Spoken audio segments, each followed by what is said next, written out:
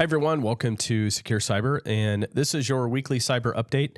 We've been off the air for just a little bit, and we're going to go over why that's happened, because that will happen from time to time. We'll go over some of the headlines in the news, and honestly going to keep it to a light show today unless we get a lot of comments. So we can jump into that. First of all, we're going to jump into where you guys been. So hold on just a second. Let me make sure I pull up my notes. So we were in Israel. And we were out there for Cyber Week, which is in Tel Aviv. And it's a big trip. Obviously, you can tell I'm a little bit under the weather as well. I don't know where that came from. I don't know if it came from the Middle East or if I took it before I went out there. I'm not sure. But we were out there for Cyber Week. So Israel has two major cybersecurity conferences each year. There's Cyber Week and there's Cyber Tech. I'll actually be going back out to Israel for Cyber Tech at the end of January. I actually spoke at Cyber Week. I spoke at AICon. It was a brand new conference that they have inside Cyber Week that was held at Tel Aviv University. And it was a great time. If you are connected to me on LinkedIn, I've been posting about that trip this week and posting some photos. One of the main things that we accomplished out there is the speaking engagement, but also we did a global tabletop exercise. So we were part of a assembly of people from all over the world sitting and going over a simulated ransomware attack from a global perspective. I like Cyber Week. Cyber Week is what I consider more of their policy-based conference. And it's a great opportunity to, just kind of, it's like the UN of cybersecurity. It's a great way to rub shoulders with people from all over the world. We were hanging out with some guys from the UK, Africa, Germany, Israel, Canada. There were just people from all over the planet. And it's just a great opportunity to network globally and get a different perspective. I'll post some other stuff if you want to reach out and connect with me on LinkedIn. I'll be posting a little bit more about the Cyber Week conference itself. And then Cyber Tech, which is coming up at the end of January, where I will be speaking at as well. I don't know what topic I'm speaking on yet. We're still talking to the conference organizers about that. Cyber Tech is more of what I would consider more like an RSA type conference. It's got an expo hall. They've always have great breakout sessions. I've got to know the CEO of Cyber Tech very well. Actually met up with him in person in Japan over the summer, attending Cyber Tech in Tokyo. And, I just keep traveling the world and going to these cybersecurity conferences that are globally, because it's helping me as an owner. It's helping me as a cybersecurity professional to get a global perspective and not just sit here in the U.S. and attend all the U.S. conferences that we all attend. So it's a great opportunity. If you're ever interested, I take delegations with me every time I go.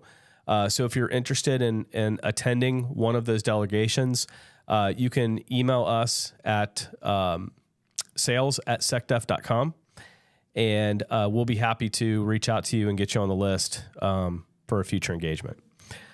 So let's go ahead and talk a little bit about just some of the stuff that's in the news right now. We have a new password spraying attack targeting Cisco and PAN VPN gateways. Guys, there's been just a huge attack on edge devices. And it doesn't matter if you're Fortinet, SonicWall, PAN OS, Cisco, it doesn't matter who you are, you're being targeted. And what we've been learning most recently is that attackers are basically stockpiling 0 days. So they're finding out what the vulnerabilities are and where the vulnerabilities are, and they're stockpiling them, and they're using them for later. So it used to be they would get the exploit, write it, take advantage of it, and then we'd wait for a patch, and they'd do that like one-to-one. Now they're just gaining the exploits, putting people ahead of time to gather those, and they're storing them. But if you operate an edge device today, any type of firewall, number one, you need to keep up with its patching cycle. Number two, you need to follow the instructions very heavily on remediating some of these vulnerabilities in these devices. There was a specific SonicWall vulnerability that was published, and a lot of people ended up getting affected by Akira ransomware because they didn't follow the instructions good enough during the patching process. So any Palo Alto owners out there, Cisco, Fortinet, not only should you be patching your devices, make sure you're following documented vendor documentation on how to harden those devices. Make them very hardened. Utilize trusted hosts. Trusted hosts, to be just honest with you, is what saves us a lot from a lot of these Fortinet vulnerabilities. We lock our customer devices down that they can only initiate administrative conversations with specific devices. Not only does that help harden that communication process, but that also makes your device invisible from a scanning perspective. So if the IP address of like Shodan isn't accepted, then Shodan can't mark and inventory that device. So please use the trusted source, trusted hosts on these edge devices, because it's just going to keep coming. Okay. One of the things that came up in Israel is guardrails on AI.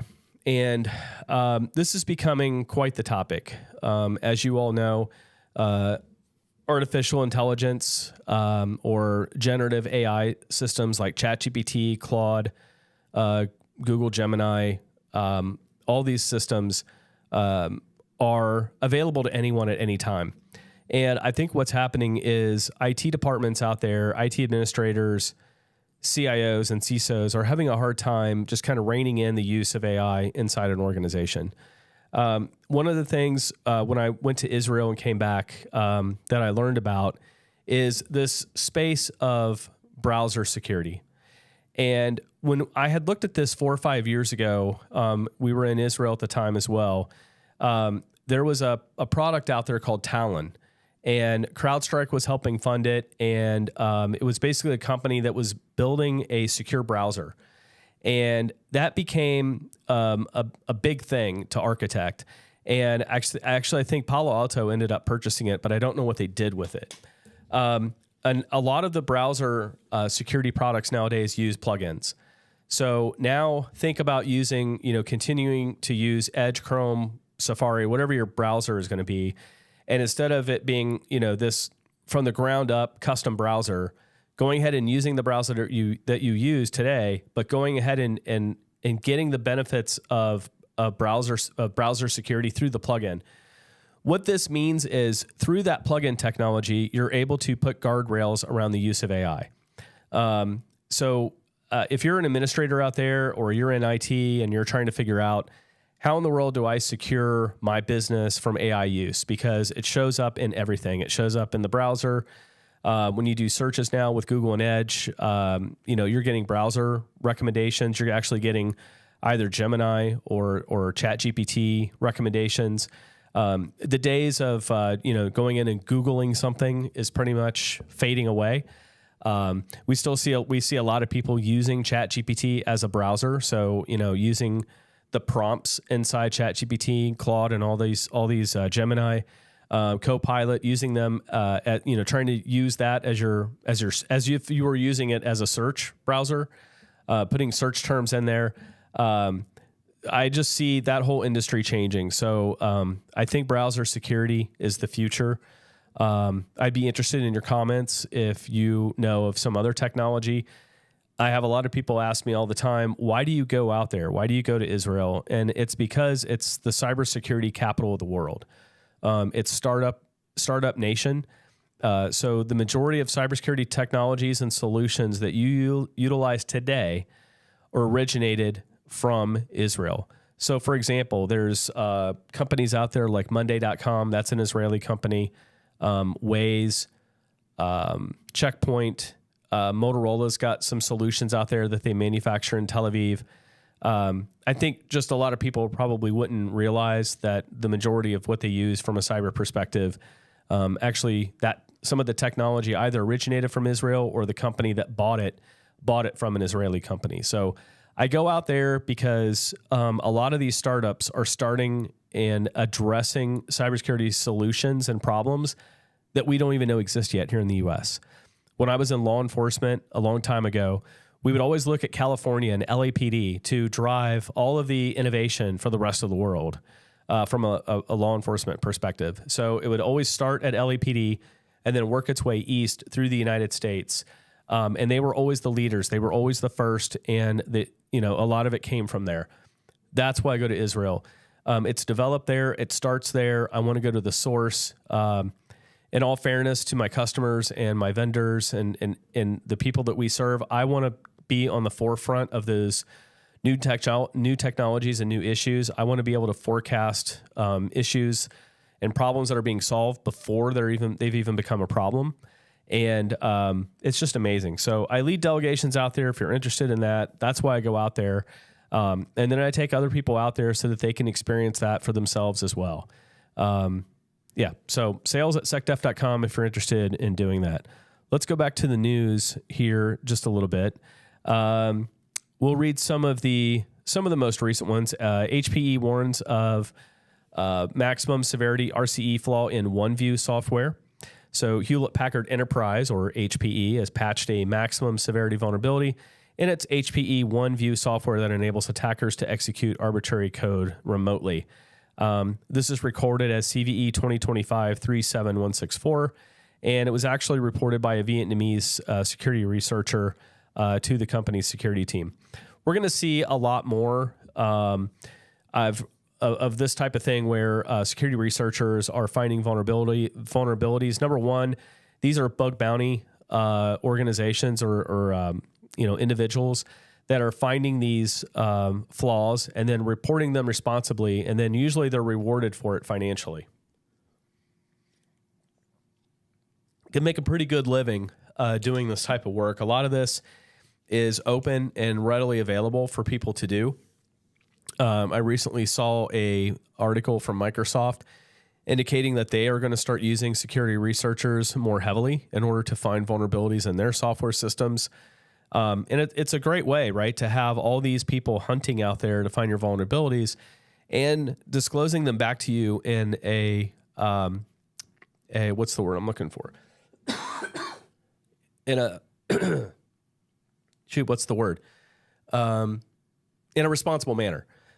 So most organizations at the bottom of their website actually publish the responsible disclosure policy, and they walk you through, if you find a vulnerability, if you find something in our software, this is how you report it responsibly, and then they'll usually reward you for it. So we've got France arrests a suspect tied to cyber attack on the Interior Ministry. French authorities arrested a 22-year-old suspect on Tuesday for a cyber attack that targeted France's Ministry of the Interior earlier this month.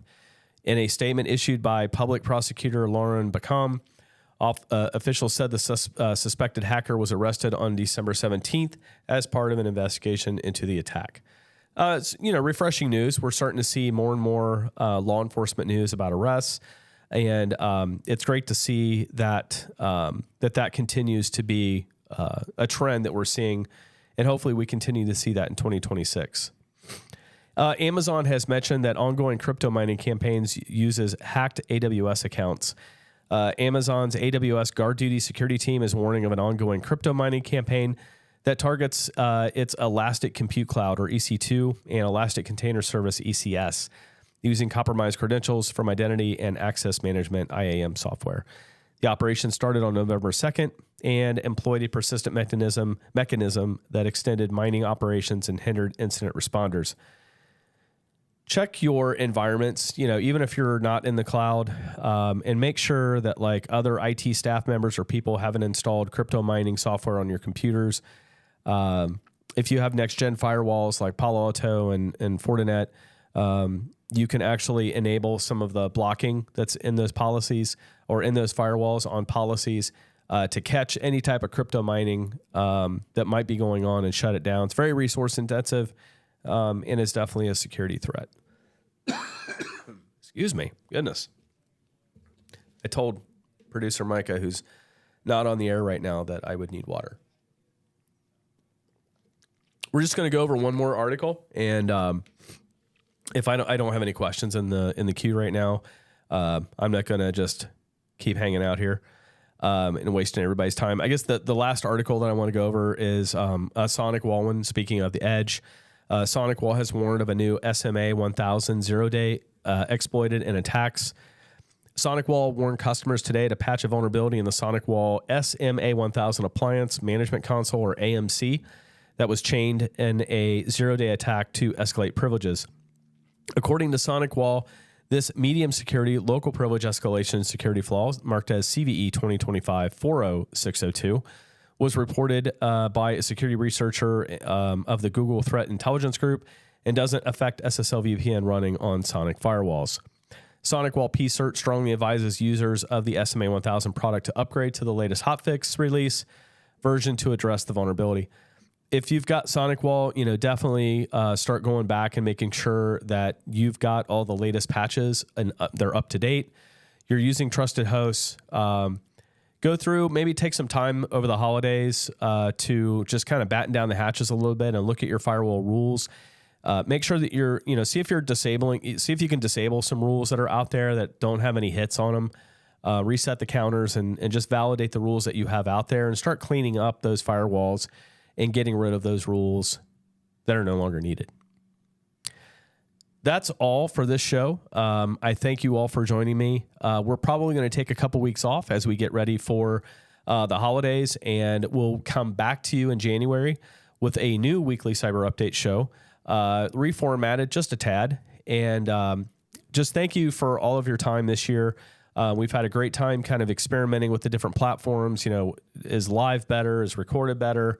What's the format look like? And I appreciate all that feedback and patience while we go through this and check everything out. So happy holidays, Merry Christmas, and Happy New Year. And hey,